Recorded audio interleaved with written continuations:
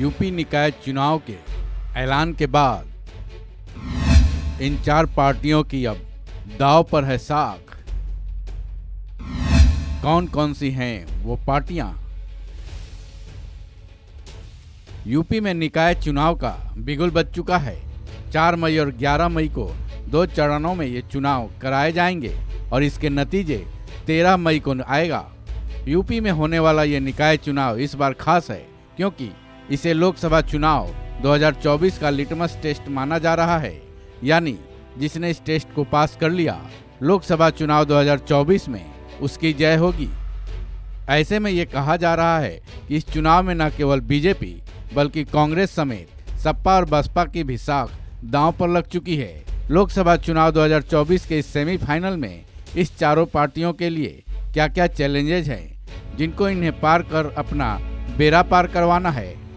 UP निकाय चुनाव में सबसे अधिक प्रतिष्ठा का विषय बीजेपी के लिए है। इसकी पहली वजह तो ये है कि वो फिलहाल यहाँ सरकार में है।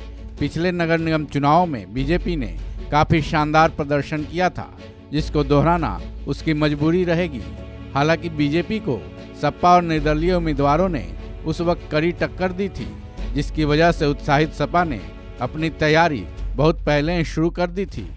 इतना ही नहीं, बीजेपी को अपना पिछला प्रदर्शन देखते हुए नगर पालिका और नगर पंचायतों की सीटों को जीतने के लिए ज़्यादा ध्यान देना होगा।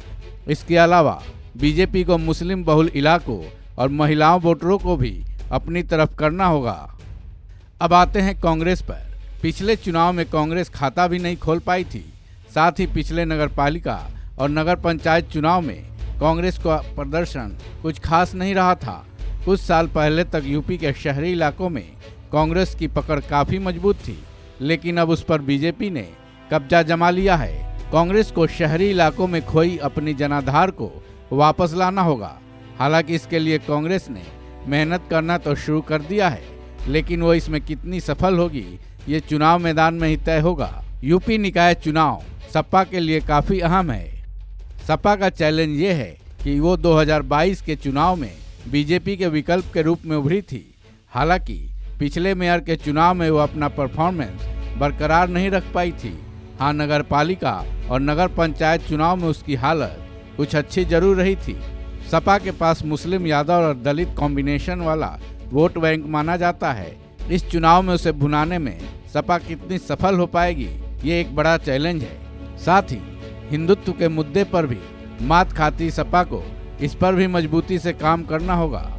बसपा के लिए निकाय चुनाव में वापसी करना काफ़ी अहम है, क्योंकि एक तो सक्रिय राजनीति से कमोबेश वो किनारा कर चुकी है। उसके लिए सबसे बड़ा चैलेंज उसकी राजनीतिक वापसी ही है। साथ ही आरक्षण को लेकर उसकी सफल रणनीति बनानी भी उसके लिए कम चैलेंज नहीं होगी। हालांकि उमेश पाल हत्याकांड में अतीक के परिवार का नाम आने के बाद उसका राजनीतिक संबंध मायावती के साथ होना भी एक चुनौती से कम नहीं है, क्योंकि इस मुद्दे ने बसपा का खेल मेरठ नगर निगम मेयर के चुनाव में खूब बिगाड़ा था। इस खबर में बस इतना ही। बाकी अपडेट्स के लिए जुड़े रहिए वन इंडिया हिंदी के साथ।